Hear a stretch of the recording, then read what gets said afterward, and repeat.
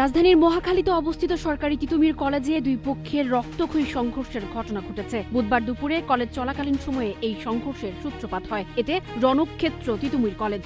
এখন পর্যন্ত ৮ জন আহত হওয়ার খবর পাওয়া গেছে।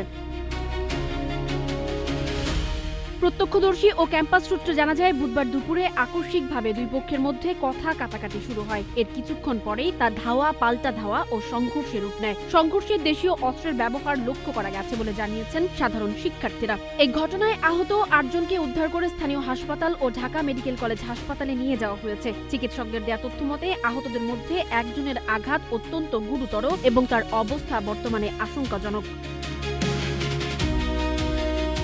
সংঘর্ষের পরপরই কলেজ ক্যাম্পাসে আতঙ্ক ছড়িয়ে পড়ে এবং সাধারণ শিক্ষার্থীরা ক্যাম্পাস ত্যাগ করতে শুরু করেন। বর্তমানে কলেজ প্রাঙ্গণে থমথমে অবস্থা বিরাজ করছে। অপ্রীতিকর পরিস্থিতি এড়াতে ক্যাম্পাসে অতিরিক্ত পুলিশ মোতায়েনের প্রস্তুতি চলছে। ঠিক কী কারণে বা কোন ঘটনার সূত্রপাত ধরে এই রক্তক্ষয়ী সংঘর্ষ শুরু হয়েছে তা এখনো নিশ্চিত হওয়া যায়নি। সানজিদা আফরিন, সোনিয়া, নাগরিক, প্রতিদিন।